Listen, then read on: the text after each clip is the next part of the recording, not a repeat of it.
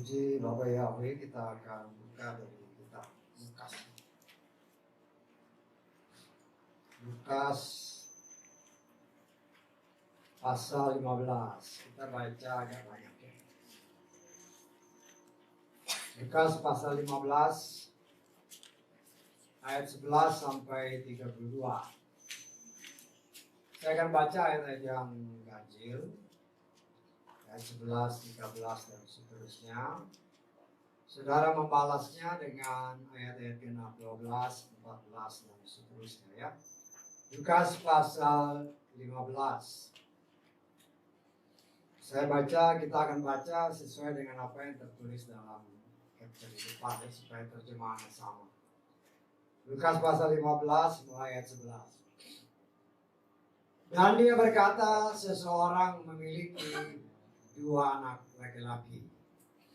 Dan mereka yang memberi mereka berkata-katanya, Bapa, berikanlah kepadaku bagian harta yang jatuh untukku.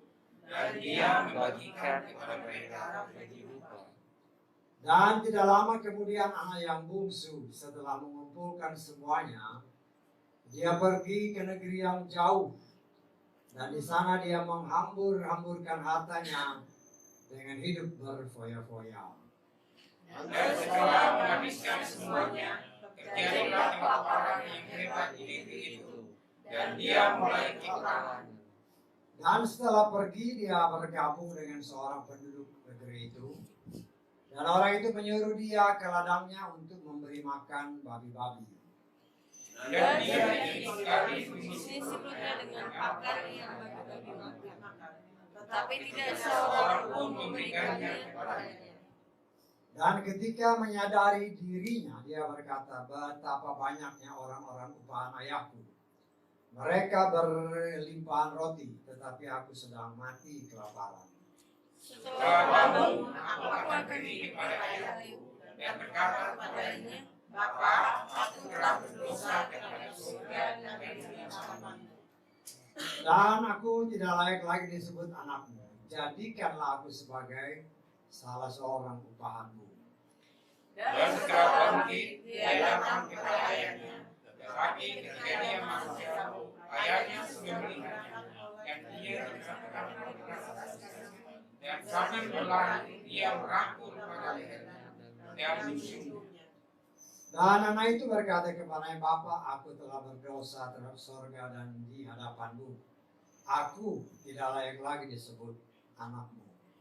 Namun ayah itu berkata kepada hamba-hambanya, ambillah roh yang terbaik, pakaikanlah kepadanya, dan kenakanlah cincin pada jari tangannya, serta kasut pada kakinya. Dan bawalah anak lembu tambun, sembelilah, dan sambil makan kita akan dibuat bersukaria. Karena aku ini adalah orang mati, tetapi dia sudah hidup kembali, dan dia adalah anak hilang, tetapi dia sudah ditemukan, maka mereka mulai bersukaria. Adapun anaknya yang sulung sedang berada di ladang, dan ketika tiba, dia mendekati rumah, dia mendengar musik dan tari-tarian. Lalu sambil memanggil salah seorang dari hamba-hambanya, dia menyelidiki apa artinya hal-hal ini. Dan dia menjawab kepadanya, saudaramu telah kembali, dan ayahmu telah menyembelih anak lembu tambun, karena dia mendapatkannya kembali dalam keadaan sehat. Kemudian dia menjadi marah, dia mau masuk. Saat itu sambil keluar ayahnya mendesak dia. Namun seraya menanggapi, dia berkata kepada ayahnya, lihatlah, telah bertahun-tahun aku menghambakan diri kepadamu, dan aku tidak pernah melanggar perintahmu, tetapi engkau belum pernah memberikan kepadaku seekor anak kambing pun, supaya aku dapat bersukaria bersama sahabat-sahabatku. Tetapi ketika anakmu ini yang telah melarang kehidupanmu bersama para pelacur datang, engkau menyembelihnya anakmu untuknya. Lalu ia berkata kepada anak, engkau selalu ada bersamaku, dan semua milikku adalah milikmu. Jadi seharusnya bersukaria dengan sukacita, karena saudaramu ini adalah orang mati,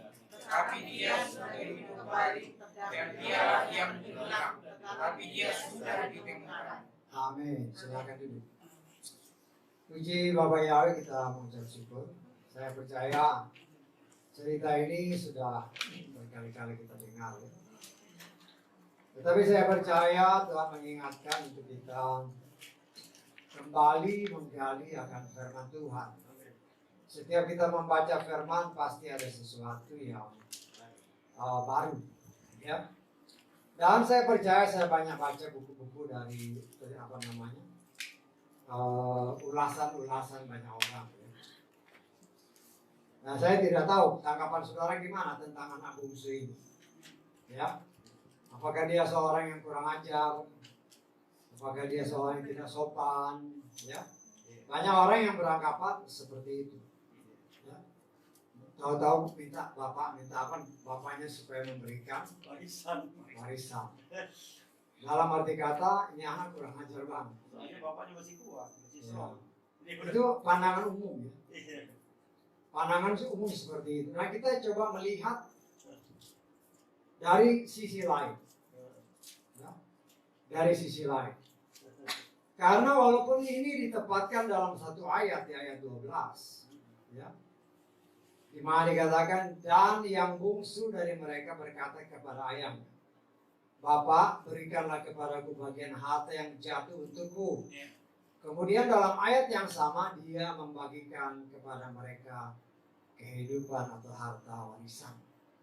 Itu dalam satu ayat yang sama. Saya mencoba memikirkan di dalam roh. Bapaknya ini orang kaya, betul? Orang yang kaya dengan cara seperti ini, dia pasti orang yang tegas. Ya, apalagi masalah uang. Dia tidak mungkin langsung memberi. Dan saya menafsirkan, dan saya berulang-ulang mengatakan, kita boleh menafsirkan tetapi harus di dalam koridor firman. Jangan nafsir sembarangan. Ya. Karena berdasarkan pikiran saya, bapaknya ini pasti orang yang tegas. Dia orang kaya, punya banyak anak buah. Dia kaya raya. Dia pasti, apalagi dalam hal uang, pasti akan agak ketat. Saya membayangkan bahwa walaupun dalam satu ayat, si anak ini dari satu sisi yang lain kita lihat, dia itu perayu yang nomor satu. Betul lah. Dia anak bungsu. Dia perayu yang nomor wahid. Ya. Sehingga dia mampu, saya percaya bukan dalam waktu satu hari aja ya. Sudah sekian lama dia merayu bapaknya dengan kata-kata yang manis, kata-kata yang lembut. Sampai waktu yang tepat, dia akan minta bapaknya bagian dia. Ya, bagian dia. Ya. Jadi dari satu sisi yang lain, orang lain menganggap ini kurang ajar. Tapi saya melihatnya anak ini sebenarnya perayu yang ulung. Perayu yang ulung, yang mempunyai hikmat yang luar biasa, kata-kata yang manis, sehingga walaupun bapaknya ini dia tahu keras, tetapi dia berhasil merayunya. Ya, dia berhasil merayunya. Ya, sehingga apabila dalam firman ini dikatakan, ya mungkin kalau diberi judul ya memang tetap anak yang hilang. Walaupun kalau kita melihat jalan ceritanya, dia itu sebenarnya bukan anak yang hilang, tetapi anak yang kabur, anak yang lari. Ya. Tetapi karena di dalam ayat-ayat tadi kita baca, dia dianggap sebagai anak yang hilang. Nah, di sini kita melihat, ya, saudara yang dikasih oleh Bapak Yahweh, bahwa singkat cerita setelah dia berhari-hari merayu bapaknya, ya, berhari-hari merayu bapaknya, akhirnya apa? Dia berhasil. Tapi kalau kita kutip ini, terus kita bandingkan dengan Lukas pasal 18, Bisa dikatakan ada seorang seorang hakim yang terus-menerus didatangi ya, oleh seseorang. Akhirnya walaupun hakim ini tidak takut sama Tuhan, tapi setiap saat didatangi akhirnya lembut juga hatinya. Akhirnya dikabulkan. Ya. Dan saya percaya Yesus juga mau memperlihatkan kepada saudara dan saya. Walaupun orang kaya ini, kita nanti melihat 3 karakter sifat manusia. Si anak bungsu, si bapak, dan si sulung. Ya. Si anak bungsu ini dia tahu faktor bapaknya. Kan anak ini selalu tinggal sama bapaknya kan. 2 anak ini selalu tinggal sama bapaknya. Dia mempelajari, oh bapakku maunya begini, maunya begini, maunya begini, maunya begini. Dia senantiasa mencoba untuk mencari celah.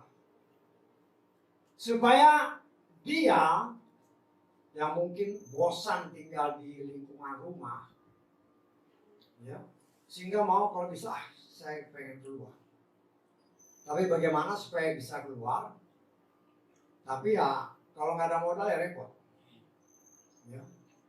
Sehingga dia berketetapan hati, ini bapakku harus kurangi. Ya. Dan singkat cerita, dia berhasil. Ya. Dia berhasil dan bapaknya mau membagikan warisan untuk dia. Ya. Dan kemudian kita melihat bahwa dengan harta yang dia peroleh, kalau saudara perhatikan baik-baik, ya mungkin dia kan janji sama bapaknya, Pak, aku kepengen buka usaha. Gak bisa kan gitu kan? Kita kan bisa menafsirkan, Pak, aku pengen usaha nih. Ya. Tolong kasih aku modal. Aku akan pergi jauh dari Bapak, dan aku berjanji aku tidak akan kembali tanpa hasil. Bisa kan dia ngomong gitu? Kita kan bisa berilustrasi seperti itu. Kenapa bisa begitu? Saya menafsirkan begitu. Karena bapaknya luluh hatinya, akhirnya oke. Ini aku kasih warisan, ini aku kasih modal. Tapi janji ya.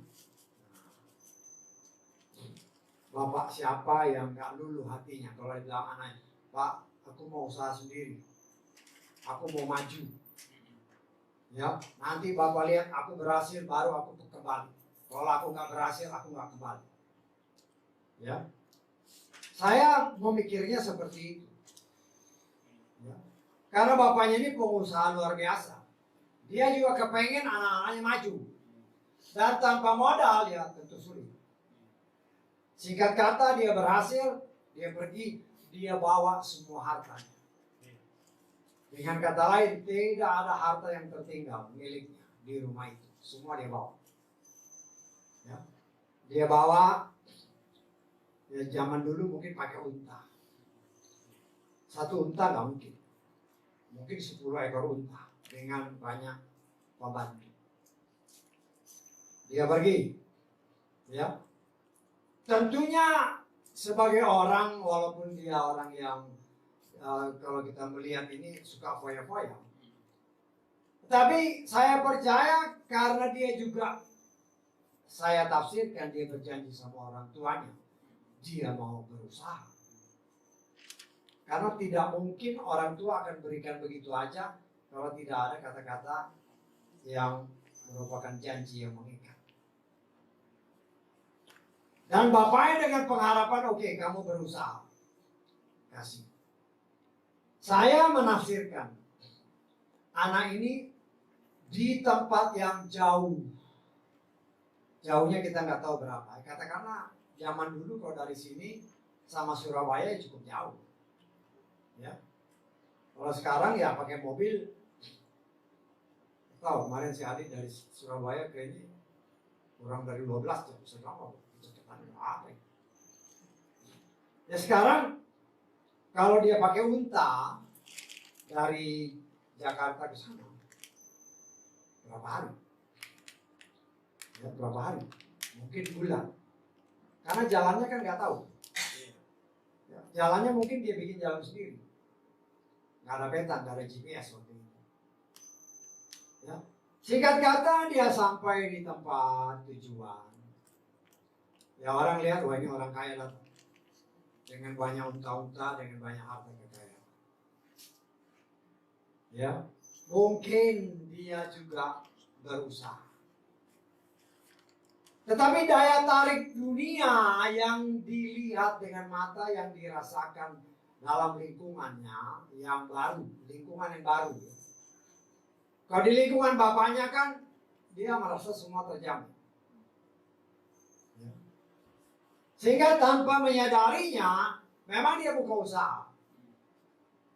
Ya. Tetapi daya tarik dunia, keseriusan dia untuk berusaha terpengaruh dengan situasi dunia.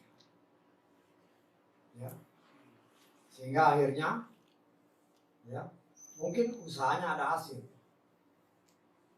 Tetapi hasil yang dia dapat tidak sebanding dengan uang yang dia keluarkan untuk foya-foya. Karena biasanya di lingkungan orang itu mungkin mereka juga bikin pesta-pesta, tetapi kan hanya lingkungan biasa. Di dalam terjemahan lain dalam bahasa Inggris, kalau saudara lihat dikatakan, ya, anak ini mengadakan pesta yang wild, yang liar. Yang liar karena pengaruh luar. Karena pengaruh luar, dia mengadakan pesta yang liar. Ya, saudara bisa bayangkan lah kalau pesta yang liar itu bagaimana. Ya. Dengan berjalannya waktu, mungkin setahun, 2 tahun, yang namanya orang kaya raya. Setahun, 2 tahun, mungkin 5 tahun, atau mungkin lebih. Karena uang yang dikeluarkan lebih banyak daripada yang masuk. Walaupun dia sebagai pedagang, toh lama-lama kurang. Sehingga terjadilah suatu saat, ya, dikatakan setelah menghabiskan semua, tidak habis, justru terjadi kelaparan. Ya. Terjadi kelaparan. Baru di situ dia sadar. Baru di situ dia sadar bahwa perbuatannya yang lalu salah, tetapi sudah terlambat. Orang menyesal biasanya setelah terjadi sesuatu. Terlambat. Singkat kata dikatakan bahwa dia berusaha mencari kerja. Mencari kerja. Teman-teman sudah hilang semua. Biasa kan? Kalau kaya ya banyak teman. Kalau miskin, teman-teman semua hilang. Semua pergi. Hilang. Akhirnya dia sendiri. Dia bekerja, bahkan dikatakan oleh firman Tuhan. Dia mau makan makanan babi aja, nggak bisa. Ya, saudara bisa bayangkan lah makanan babi itu bagaimana. Karena saking laparnya, dia mau makan, itu tidak bisa dikasih. Dengan kata lain, harga si bungsu ini di kacamata orang lain itu lebih rendah dari harga babi. Rendah sekali. Nah, tapi kita melihat di sini segala sesuatu ada maksud Tuhan untuk memberikan perumpamaan. Setelah dia jatuh ke tempat yang paling rendah, baru kemudian dia menyadari. Tadinya dia mengandalkan kekuatan karena kekayaan. Dia percaya bahwa karena dia kaya, dia bisa hidup, dia bisa survive. Ya, sesuai dengan apa yang ditulis dalam kitab Amsal pasal 11 ayat 28 kita lihat ya. Amsal 11 ayat 28 dikatakan begini. Siapa yang mempercayakan diri pada kekayaannya, dia akan jatuh. Tetapi orang benar akan bertunas seperti dedaunan. Ya. Orang ini seperti itu. Dia percayakan dirinya kepada kekayaan. Ya. Dan kita melihat juga di dalam Mazmur 52. Kita lihat ya. Ayat ke-9.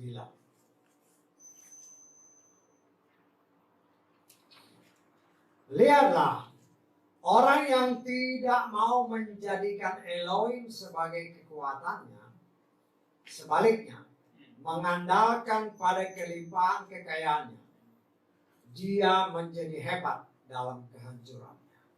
Nah, itu terjadi. Setelah dia habis semua, harganya dia itu lebih rendah dari seekor babi. Sama sekali tidak ada. Mau makan, makanan babi aja nggak bisa.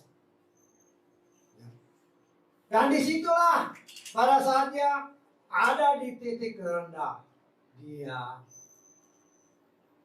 dijamah oleh Roh Bapa.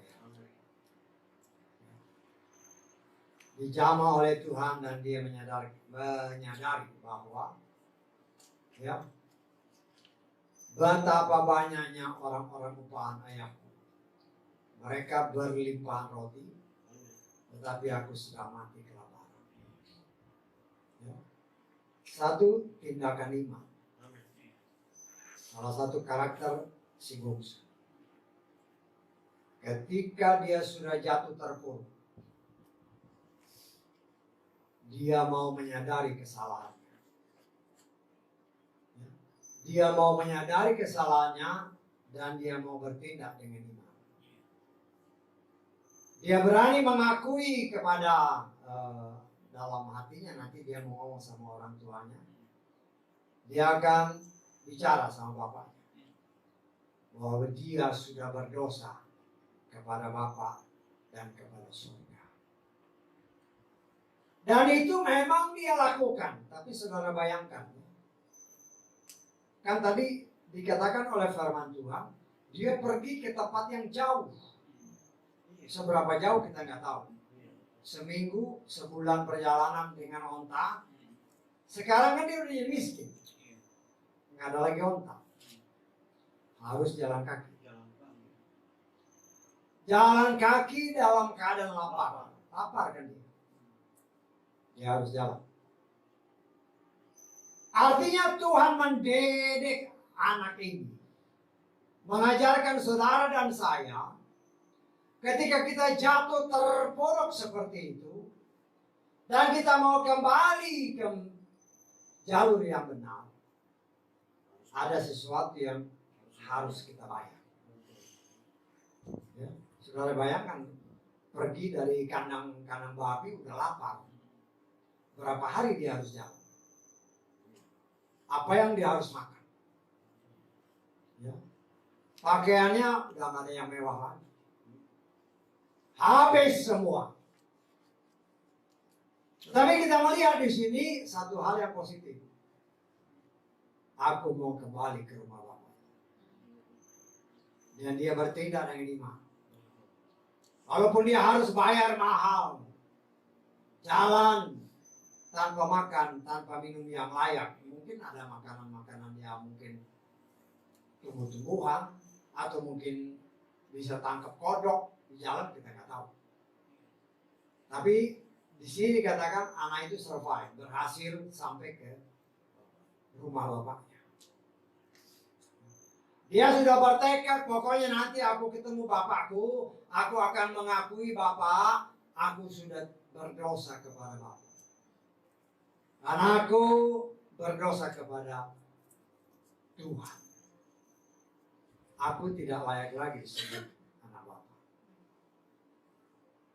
Dan di sini kita melihat dari cerita tersebut, bapaknya menunggu. Mungkin setahun dia mengharapkan anaknya balik berhasil.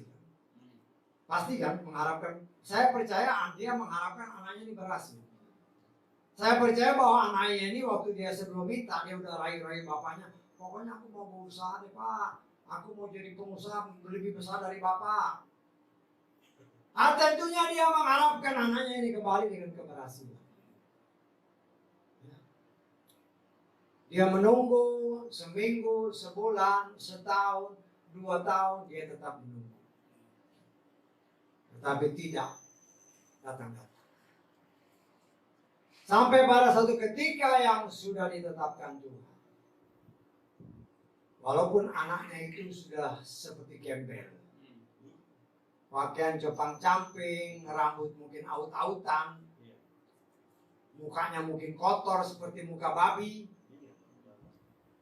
Tetapi bapaknya tetap mengenal dia. Bapaknya tetap mengenal dia. Amin. Luar biasa. Haleluya. Kemudian apa yang kita lihat? Kalau saudara perhatikan, dikatakan ya, dalam ayat 20, setelah bangkit dia datang kepada ayah, tetapi ketika dia masih jauh, ayahnya sudah melihatnya dan dia digerakkan oleh belas kasihan dan sambil berlari dan merangkul pada lehernya dan menciumnya. Luar biasa. Sebelum ada pengakuan dari anak, dengan pakaian yang compang-camping, yang bau, saya bilang bau, ngurus babi, bau. Mungkin jenggotnya udah kemana-mana, rambutnya aut-autan. Tapi di sini Tuhan kasih lihat, ini kan perumpamaan Yesus. Sebelum ada sepatah kata keluar dari anaknya, bapaknya sudah melihat, bapaknya rangkul. Bahkan dikatakan diciumnya anak. Karena dia begitu mengasihi dan menantikan kedatangan anaknya. Dia tidak peduli bagaimana dia datang. Dia mengharapkan memang anaknya berhasil. Tetapi justru yang datang seorang gembel. Tapi itulah kasih seorang bapak yang murni. Kasih yang murni. Tidak melihat engkau kaya, engkau miskin. Dia langsung rangkul. Dan di situ anaknya walaupun sudah dirangkul, sudah diciumin, tetap ada pengakuan. Pengakuan inilah yang penting. Pengakuan ini yang penting, Bapak, aku sudah berdosa kepada Bapak.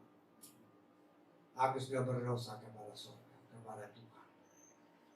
Aku nggak layak disebut anak Bapak. Apakah bapaknya menggubris kata-kata itu? Ya. Dia bilang sama jubahnya, sama pelayan-pelayan, ganti baju, pakaikan cincin, pakaikan kasih. Kasih dari figur seorang bapak yang luar biasa. Ya. Karena dia menganggap, dia katakan, anakku yang mati, anakku yang hilang telah kembali. Ya, kalau saudara baca di Lukas 15 ayat 1 dan sampai ke ayat ke-7, di situ kan domba yang hilang. Hati-hati ya, domba yang hilang sama anak yang hilang itu kriteria berbeda. Seekor domba hilang, biasanya kenapa? Karena kan dia sudah dibawa ke satu padang rumput kan sama gembala. Kemudian apa? Dia makan rumput. Ya saudara bayangkan domba makan rumput. Saking enaknya makan rumput, dia lupa makan, dia sudah jauh dari kelompoknya. Tanpa dia sadar. Namanya domba, namanya binatang. Ya, dia nggak ngerti. Kalau hilang ya hilang. Kalau anak, dia punya pikiran, dia bisa kembali. Jadi saya menyatakan bahwa domba bisa dikatakan anak-anak Tuhan yang belum melayani Tuhan. Ya, masih suka makan ke sana, makan kemari, makanya nggak ngerti, akhirnya taunya keracunan, sakit-sakitan, ya baru dalam hal ini, kalau domba statusnya masih domba, si gembala harus mencari dia. Karena domba itu nggak ngerti apa yang dia buat. Tetapi kalau anak, artinya dia sudah melayani bapaknya. Dia sudah punya hikmat yang luar biasa. Apa bedanya? Kalau domba yang hilang, gembala cari. Kalau anak yang hilang, bapaknya nggak nyari. Bisa ditangkap? Ya. Kalau anak yang hilang, bapaknya nggak nyari, bapaknya hanya nunggu. Bapaknya hanya nunggu. Ya. Jadi jangan sampai kadang-kadang, wah, ini domba-dombanya hilang kok, gembalanya nggak nyari. Hati-hati. Statusnya dia gembala, statusnya dia domba, atau statusnya anak. Kalau dia sudah melayani, itu statusnya bukan domba, tetapi statusnya anak. Kalau dia anak, dia tahu mana jalan yang benar. Dan inilah gambaran daripada si anak ini. Ketika dia sudah habis, ya, dia ingat dia punya rumah. Ya. Walaupun dia mengatakan saya nggak layak jadi anak, tapi dia bertekad daripada aku mati di luar sana, lebih baik aku ke rumah bapakku, jadi pelayannya pun aku nggak masalah. Nah, di sini kita melihat karakter yang berbeda antara si anak bungsu, tapi juga anak yang sulung. Ya. Anak yang sulung.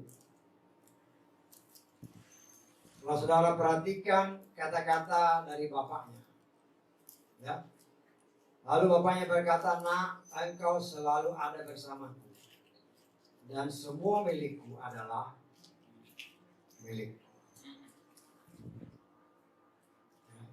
Status ini sebenarnya pun menjadi milik daripada si bungsu sebelum dia keluar. Ya. Dia bisa menikmati semua apa yang dimiliki orang tuanya. Tetapi sayangnya, ya, lingkup keluarga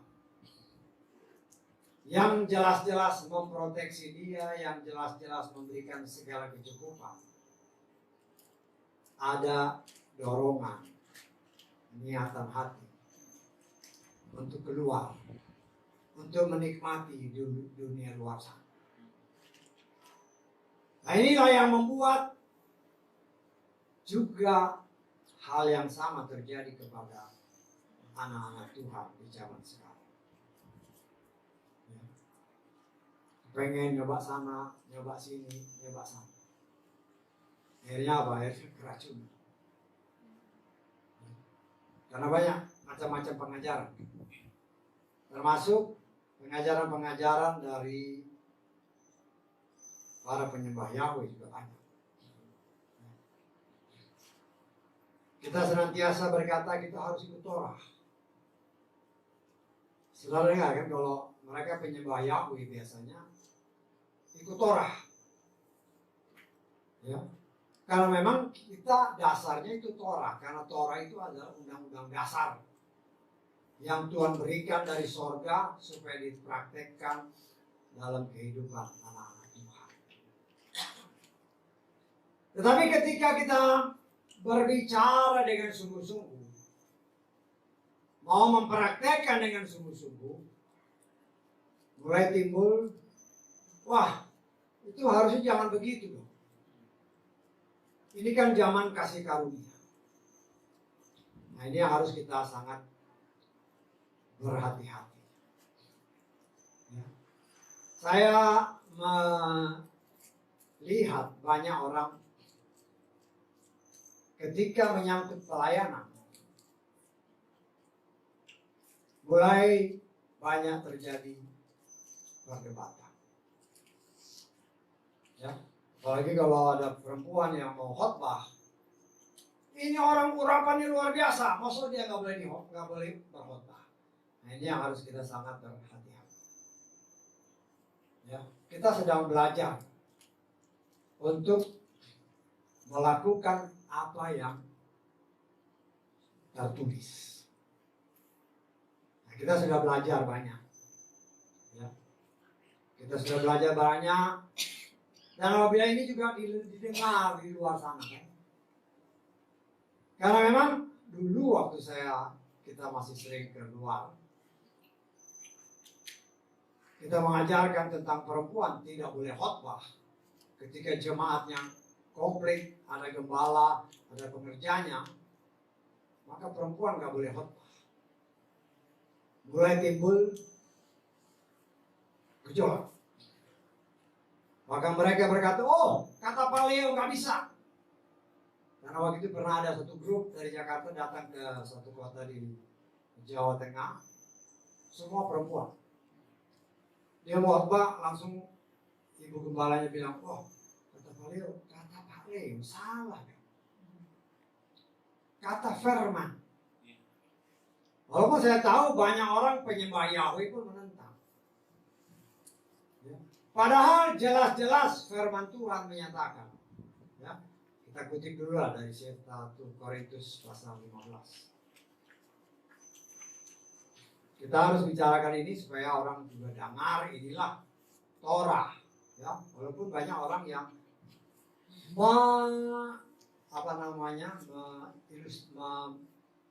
mengartikannya agak berbeda. Ya. Kita lihat di dalam 1 Korintus pasal 14 ayat 34.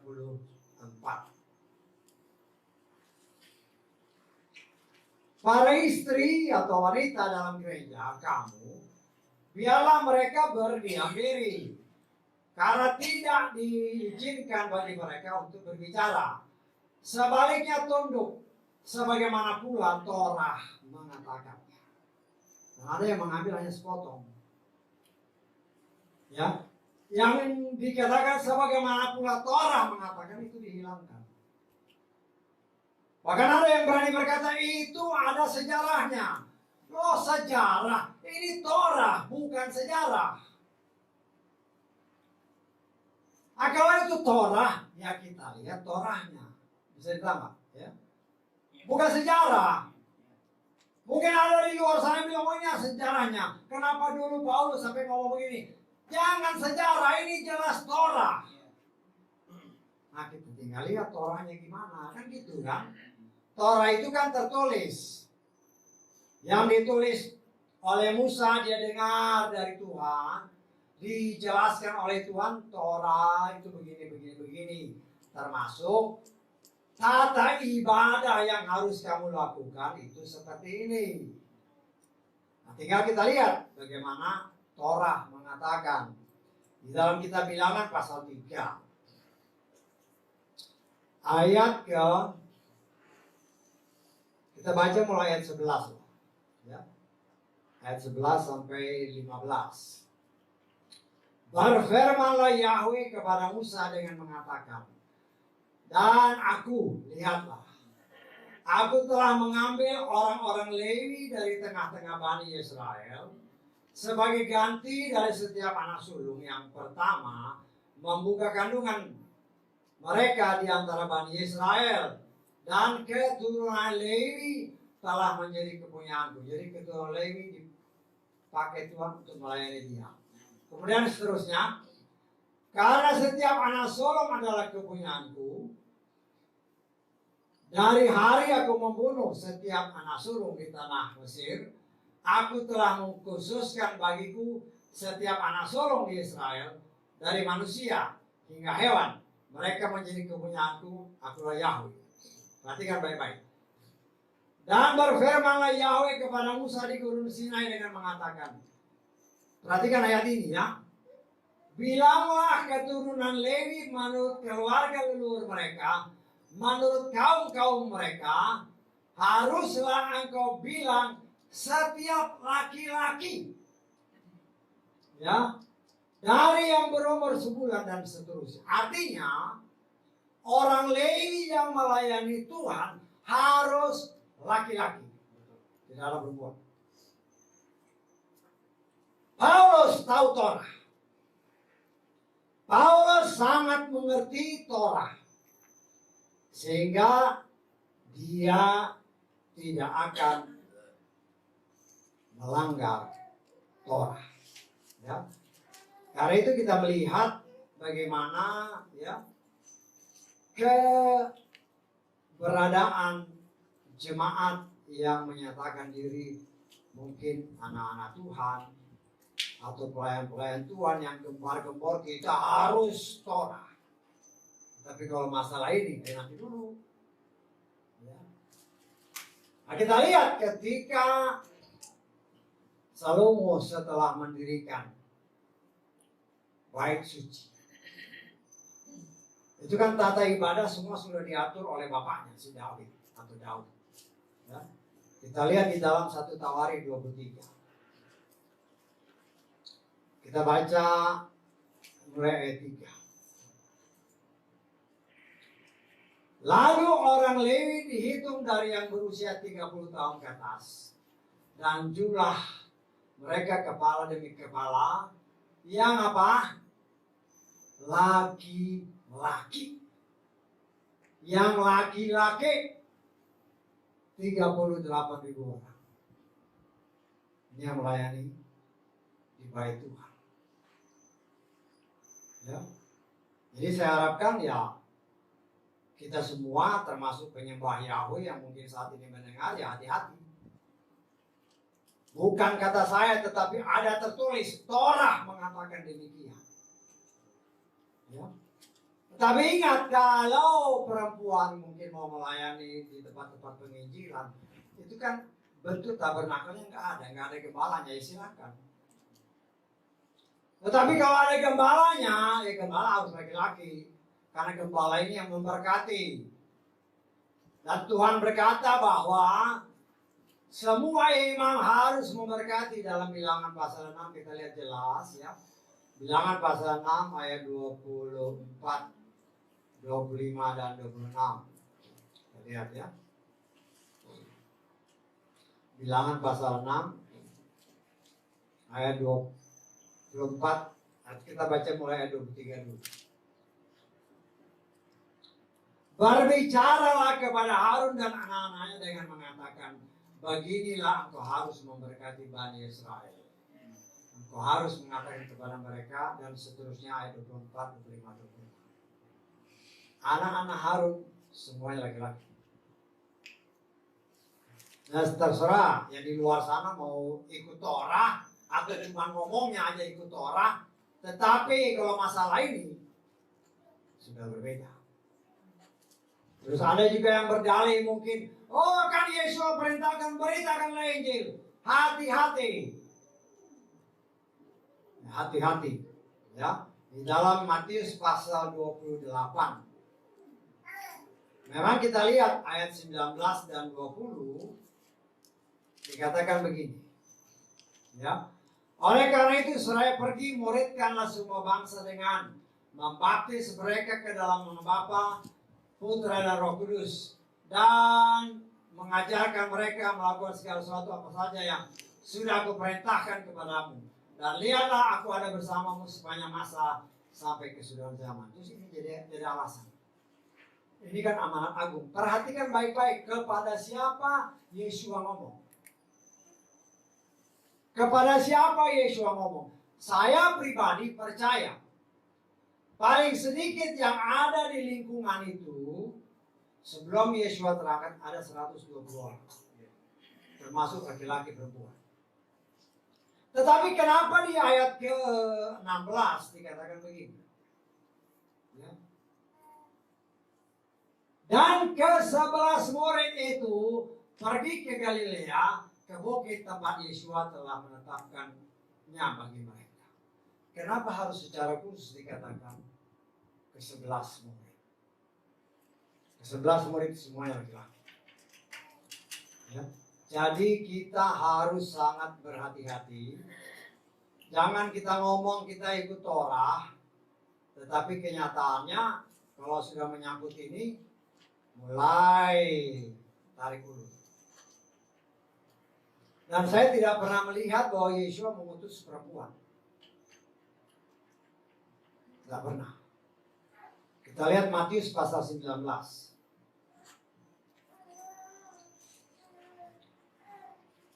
Ayat ke-28 dan 29. Perhatikan baik-baik ayat ini.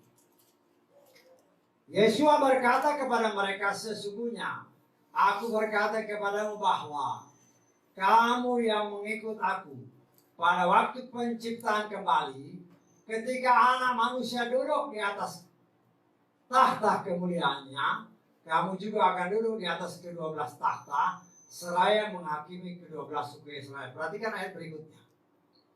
Setiap orang yang sudah meninggalkan rumah, saudara laki-laki, saudara perempuan, ayah, ibu, istri, anak atau ladang demi namaku, ia akan menerima 100 kali lipat dan akan mewarisi hidup kekal.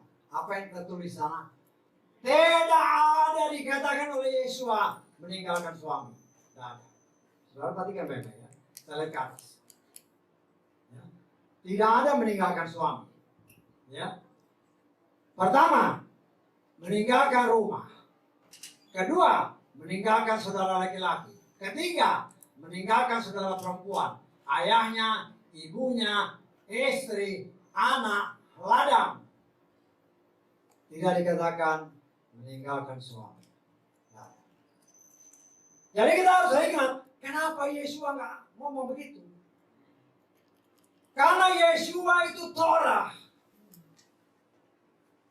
Dia itu Torah. Dia tidak mungkin melanggar Torah. Tinggal bagaimana kita menerapkan. Ya.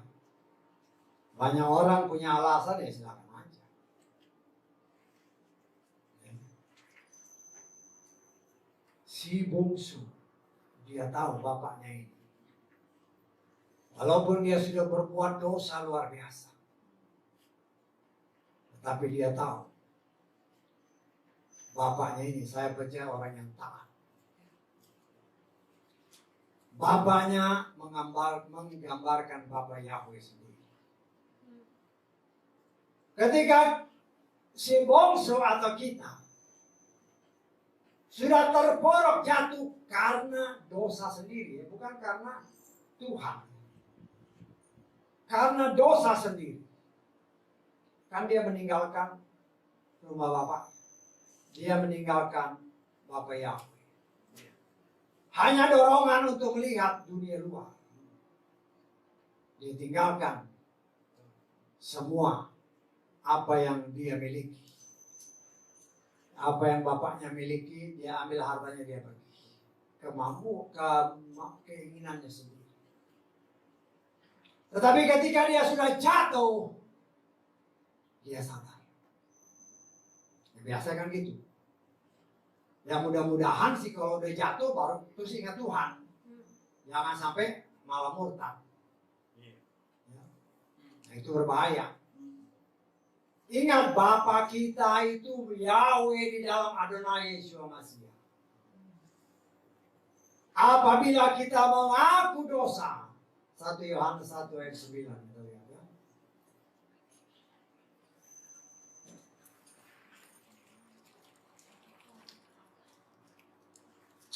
Jika kita mengaku dosa-dosa kita, Dia adalah setia dan adil, sehingga Dia akan mengampunkan kepada kita dosa-dosa itu dan membersihkan kita dari segala ketidakadilan atau segala yang jahat.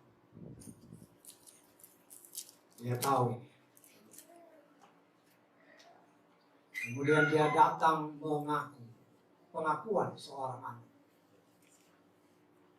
Dan bapaknya melihat, Bapa Yahweh melihat sebelum engkau ngomong, sebelum kita ngomong, dia rangkul. Dia melihat anak ini mau datang. Anak ini mau datang. Dan akhirnya timbul pengakuan. Pengakuan membuat pemulihan. Ya. Kita mungkin bukan berdosa kepada Bapa Yahweh, mungkin kepada sesama, kita nggak tahu. saudara yang tahu. Saudara tahu, saya sendiri tahu diri saya, saudara tahu diri saudara.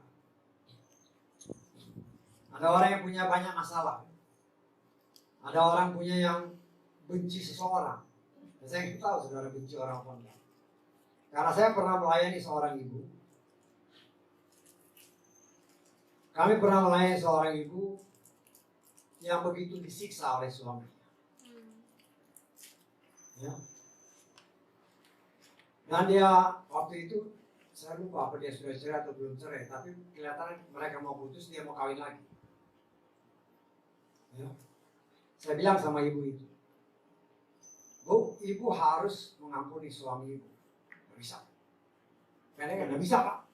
Saya dendam sekali. Saya tidak mau mengampuni dia. Sampai mati pun saya tidak mau mengampuni. Nah, saya singkat aja, Bu. Kalau ibu tidak mau mengampuni, saya percuma berdoa seperti itu. Nggak ada gunanya. Ya.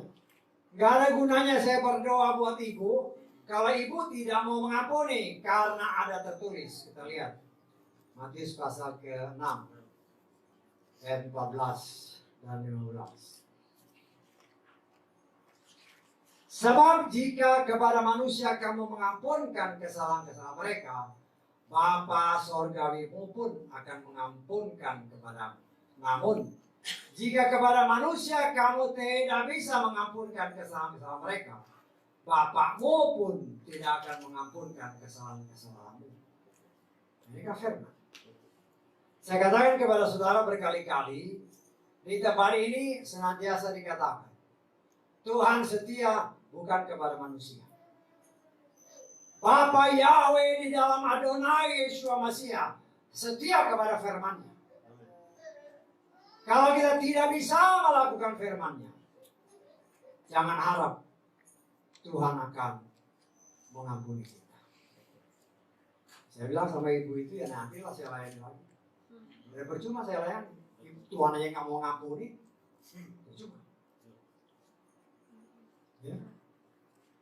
Ini kan, ini Torah. Ya. Torah, dan inilah pengajaran dari Tuhan. Tuhan itu maha pengampun, maha pengasih. Ya kalau kita salah ngajar juga ya harus berani ngomong. Karena ada di luar sana ngajar, oh nggak apa-apa itu kan ada sejarahnya. Loh, sejarah, Torah kok bilang sejarah. Hati-hati, mencemarkan jemaat itu bahaya. Dan orang yang mengatakan seperti itu harus berani bertobat. Saya salah ngajar, harusnya sesuai Torah. Nah tinggal dicari Torahnya yang mana sih? Tidak pernah ada orang Lewi yang melayani perempuan. Tidak ada. Semuanya laki-laki. Kenapa gitu? Itu keputusan Tuhan, bukan keputusan kita. Nah, tinggal kita mengikuti. Mau nggak? Ya. Oh, ada yang bilang juga, nah, ini bahaya lagi. Ya. Kita ini Imamat Rajani. Wah, Imamat Rajani memang itu firman Tuhan. Dan Tuhan memang mau menjadikan saudara dan saya sebagai apa? Sebagai imam dan sebagai raja. Kita lihat ya dalam Wahyu pasal ke-5 ayat ke-10. Perhatikan ayat-ayat ini. Engkau telah menjadikan kami raja-raja dan imam-imam bagi Elohim kami, dan kami akan memerintah di atas bumi. Perhatikan baik-baiknya. Apa yang saya bilang perhatikan? Tidak ada ayat yang menyatakan engkau akan menjadi ratu-ratu dan menjadi imam perempuan. Tidak ada. Bisa mengerti? Tidak ada ayatnya. Kita lihat punya bahasa Inggris. Coba kita lihat bahasa Inggris. And has made us unto God, unto our God, kings, not queen, and priests, not priestess. Bisa ditangkap? Jadi tak ada. Nah, kemudian ada orang yang macam-macam. Kalau gitu saya perempuan gimana? Berarti gak ada guna. Hati-hati kalau ngomong. Segala sesuatu harus berdasarkan apa yang tertulis dalam 66 kita. Kita lihat dulu di dalam Matius pasal ke-22. Ya. Saya ajar kepada saudara supaya saudara ngerti. Karena di luar sana macam-macam. Kita lihat semua harus ada ayat. Ya. Matius 22 ayat ke-30.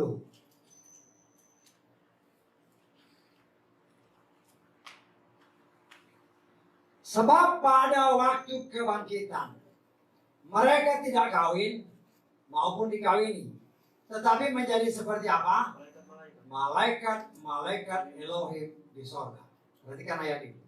Kemudian kita lihat lagi 1 Yohanes pasal 3 ayat kedua. 1 Yohanes 3 ayat 2. Hai yang terkasih, sekarang kita adalah anak-anak Elohim. Nah, perhatikan ayat selanjutnya. Dan belum dinyatakan kita akan menjadi apa. Bisa ditafsir ini. Jadi kita nggak tahu nanti itu jadi apa. Seperti apa. Kita nggak tahu. Ya. Tetapi kita tahu bahwa apabila dia telah dinyatakan, kita akan menjadi serupa dengan dia. Karena kita akan melihat dia sebagaimana dia ada. Tapi di sini tidak disebutkan yang laki-laki, yang perempuan. Tidak ada. Tidak ada. Tetapi ingat ayat dari Matius 22 tadi. Jadi jangan perempuan lagi, oh itu saya percuma. Tidak.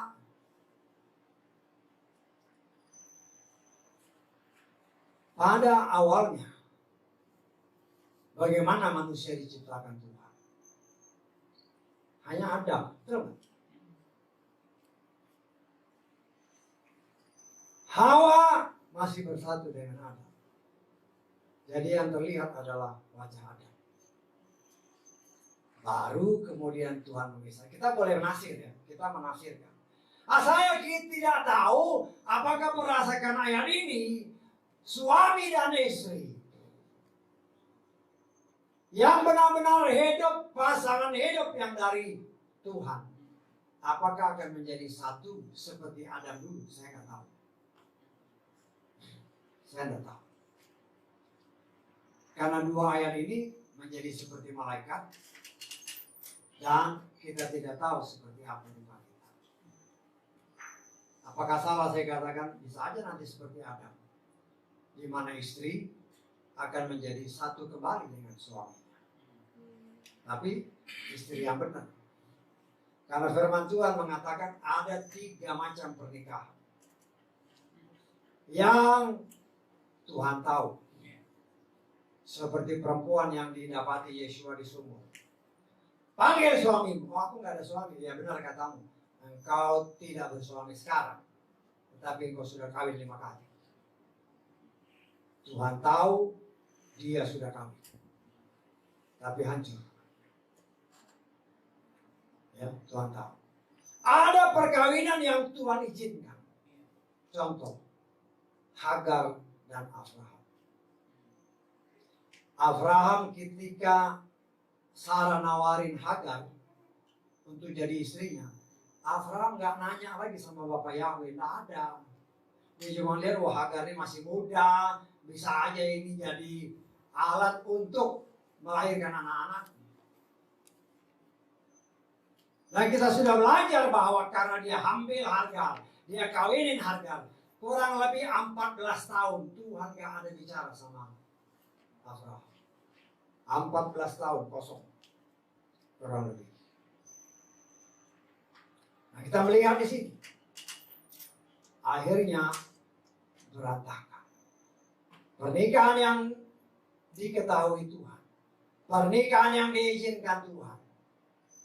Hancur. Tetapi pernikahan yang Tuhan kehendaki Sama seperti Abraham dan Sarah.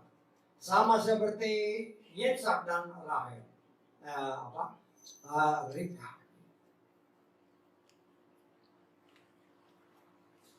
Tuhan membela.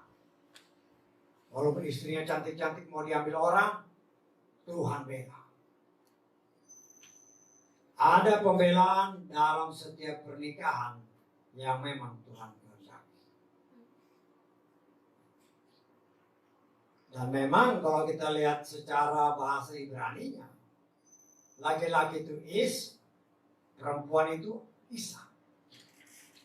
Dari tulisan Ibrani, selama ada Yahweh di sana, maka pernikahan ini akan Tuhan bertahan.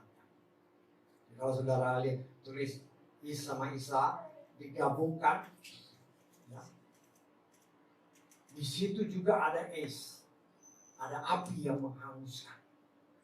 Kalau Yahweh tidak ada di sana, maka pernikahan itu akan menjadi rumah tangga yang penuh dengan api yang menghanguskan. Nah, itulah bagian daripada Torah yang banyak orang tidak mengerti. Tetapi kita melihat di sini itu sama dengan si anak sulung. Tinggal di rumah Tuhan. Tinggal sama bapaknya. Bapaknya bilang, ini semua kan punya kamu. Dia nikmati. Tetapi dia menganggap dirinya bukan sebagai pemilik. Tapi dia menganggap dirinya sebagai hamba.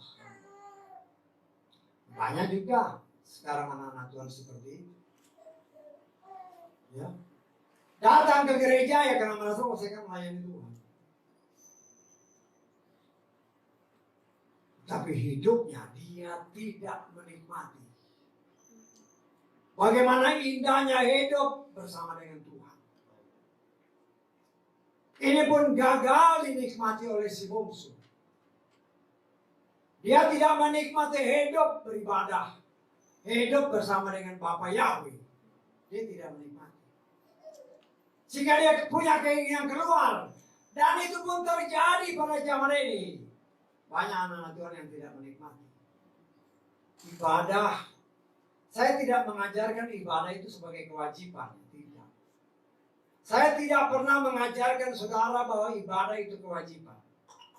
Tetapi saya mengajarkan dan mengingatkan saudara, kita menjadikan ibadah itu sebagai kehidupan kita. Kita butuh. Ingat, kita butuh ibadah. Tetapi banyak anak-anak Tuhan menjadikan itu hanya kewajiban. Datang setiap hari Minggu. Atau mungkin nggak apa-apa. Apalagi sekarang ada live stream, mau pakai live streaming aja. Ingat, ada tertulis. Jangan menjauhkan diri dari pertemuan-pertemuan ibadah. Saya mungkin membaginya dalam 3 kelompok. Ibadah pribadi, yaitu kita memuji menyembah Tuhan secara pribadi.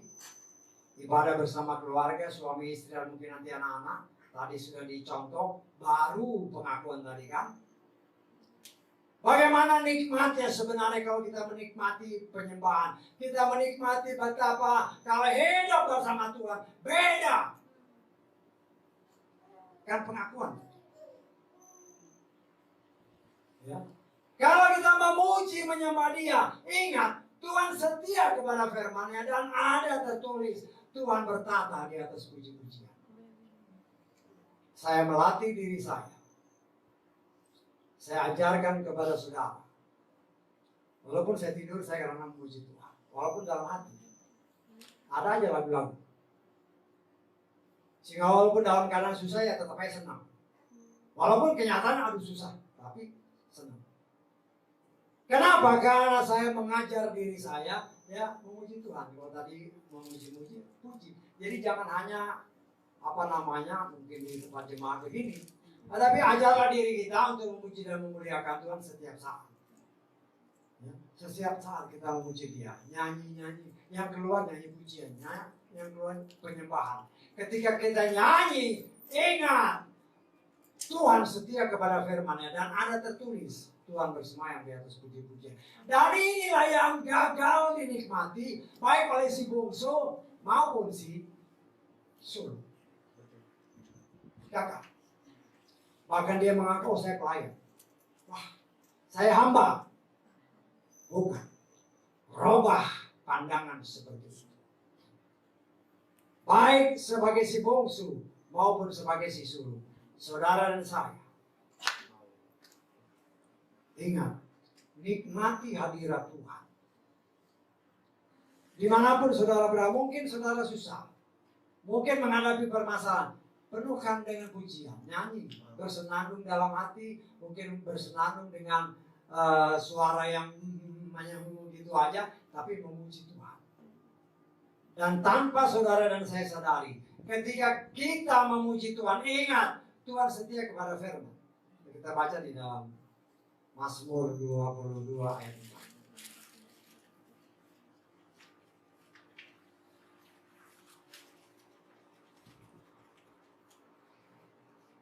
Namun engkaulah yang kudus, perhatikan, yang bersemayam di atas puji-pujian Yesaya.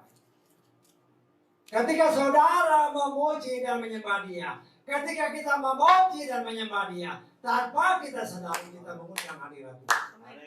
Karena Dia setia kepada firman. Bukan setia sama saudara, bukan setia sama kita, tetapi ketika kita memuji dan memuliakan nama Tuhan, karena ada satu kerinduan yang keluar, maka Dia hadir. Dan ketika Dia hadir, kita merasakan damai sejahtera. Kenapa?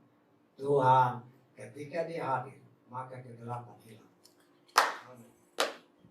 Jangan menganggap diri kita sebagai hamba-hamba seperti si sulung. Saudara dan saya adalah anak-anak Tuhan. Nikmati apa yang tertulis. Nikmati firman itu benar-benar sebagai makanan.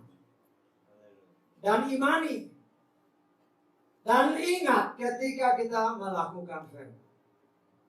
Tadi ada kesaksian mengampuni. Kita harus agak hati-hati dengan orang tua. Karena ada tertulis salah satu hukum. Hormatilah ayahmu dan ibumu. Itu perintah. Ya. Supaya apa? Untuk panjang. Orang tua pun tidak lepas dari kesalahan. Karena orang tua juga manusia. Ada yang mau ditegur, ada yang nggak mau ditegur. Tapi kewajiban kita kalau tahu dia salah, kita omongin aja.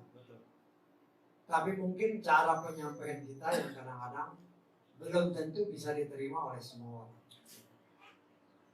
Karena itu kalau bisa kita mendapat, kalau kita diperhadapkan seperti itu, berdoalah dalam hati, Tuhan berikan ku hikmat dan keberanian untuk menyatakan salah ya salah, benar ya benar. Nah, ketika kita berdoa seperti itu, percayalah Tuhan akan bekerja. Ya. Nah, ketika kita melakukan hal itu, percayalah bukan kita yang berperang, tetapi Tuhan yang berperang. Nah, kita terus menerus mengoreksi diri. Apakah kita melakukan firman apa enggak? Kita sudah dengar bahwa banyak orang di luar sana, oh hukum kasih itu kan bukan Torah. Nah, saya sudah katakan hukum kasih itu adalah Torah. Torah. Jadi jangan menganggap bahwa Torah itu sudah hilang. Nah, ini yang bahaya. Karena di luar sana kan banyak seperti itu. Torah itu sudah nggak berlaku, yang berlaku hukum kasih.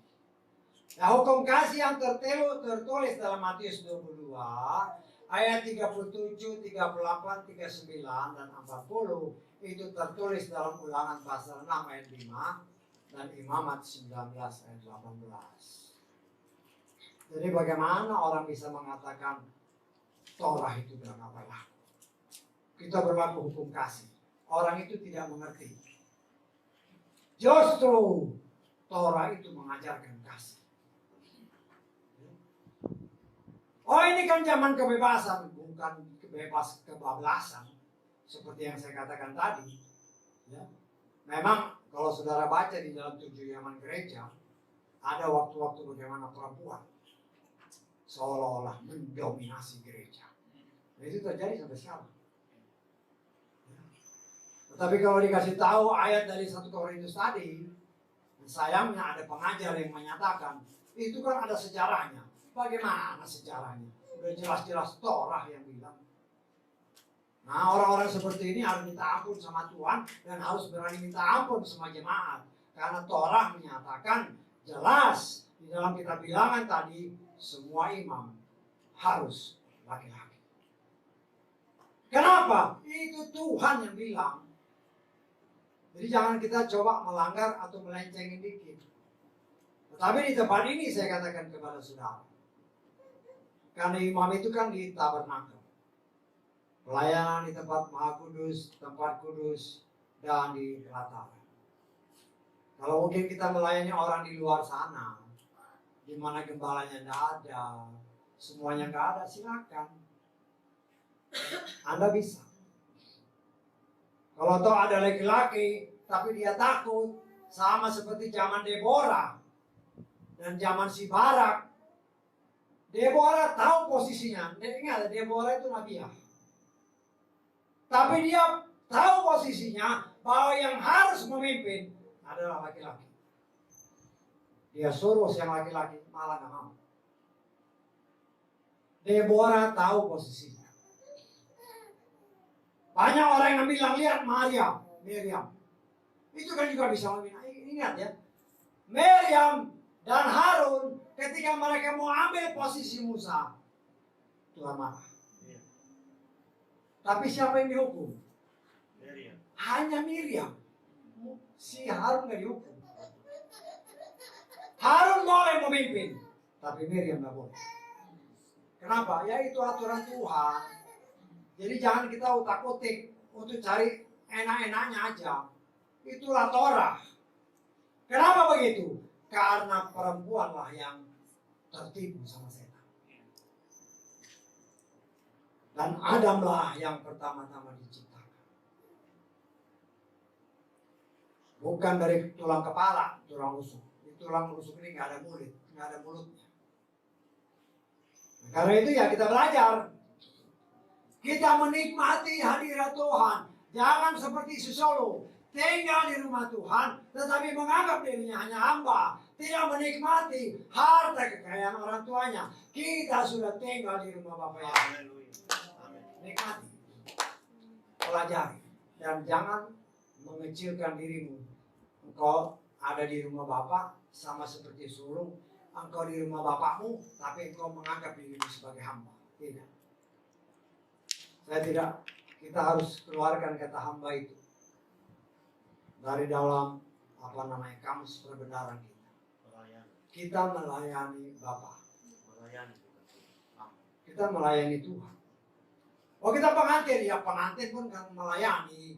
Memangnya pengantin kalau dia ngasih teh kata, itu kan melayani. Jangan mengartikan pelayan itu secara negatif. Melayani untuk kemuliaan Tuhan. Kita melayani di kerajaan sorga untuk kemuliaan Bapa yang. Kita melihat di sini 3 karakter manusia. Si bungsu ketika tahu dia berdosa, cepat minta ampun, cepat selesai. Bapa yang adalah Yahweh yang saudara dan saya sembah. Kalau saudara dan saya datang kepada dia, jangan lihat dosamu, tetapi lihat bahwa Bapa Yahweh sanggup menghapus dosa kita, sanggup menyelesaikan masalah kita. Dan karakter yang ketiga, kelihatannya si ibadah, kelihatannya melayani Tuhan, tetapi sangat-sangat sulit, bahkan mungkin tidak mau menikmati betapa indahnya hidup dalam melayani Bapa. Sehingga hidupnya nggak berubah. Hidupnya nggak berubah. Jadi orang Nasrani, ya Nasrani aja. Tapi hidupnya begitu terus. Iman kita harus bertambah. Saya hampir setiap hari berdoa untuk kita semua. Tuhan tambahkan iman kami. Sehingga level iman kita itu semakin hari semakin bertambah sampai sempurna. Dan itu harus kita ada tekad. Kalau saudara punya orang yang mungkin saudara benci, ampuni. Mungkin saudara berkata, aduh gak bisa saya ampuni. Minta roh pengampunan dari Bapa Yahweh yang menyanggup kita untuk bisa mengampuni siapapun. Karena apa? Kalau kita tidak bisa mengampuni, ada tertulis satu ayat terakhir. 1 Yohanes pasal ke-3.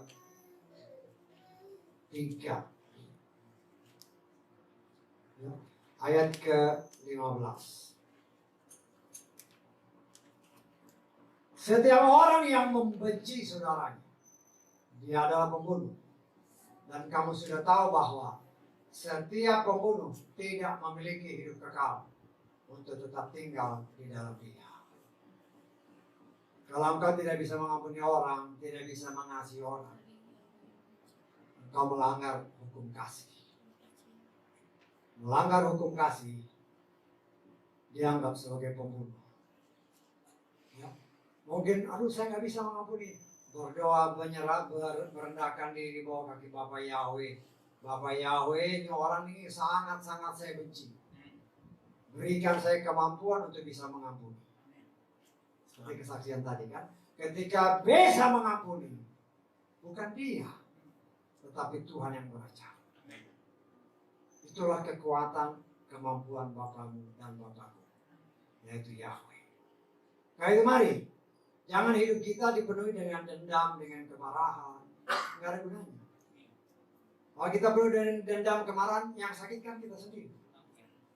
Karena sakit, kalau saya boleh tangkap dari kesaksian tadi, kalau tadi si ibu tetap mendam, jangan-jangan bisa kena kanker.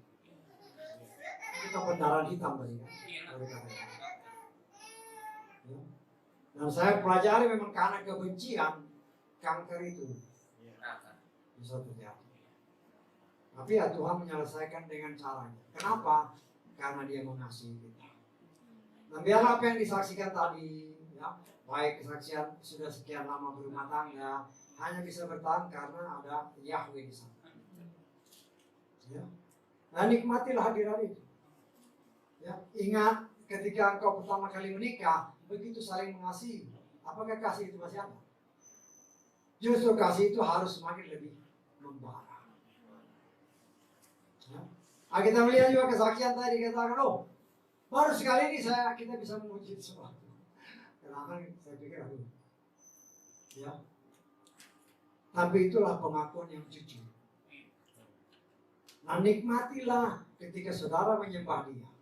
Ketika kita menyembah dia. Hadirat Tuhan tuh. Ketika hadirat Tuhan, sesuatu pasti terjadi untuk kebaikan kita. Mungkin jadi kesaksian yang ketiga tadi kan kita lihat. Walaupun sulit, belajarlah mengampuni.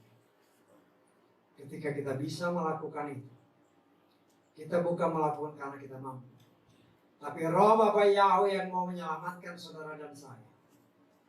Itu yang mau memberikan kita roh untuk bisa mengampuni, sehingga hidup kita tenang, hidup kita berbahagia, sehingga seperti lagu-lagu tadi kan, ya kita siap untuk diangkat.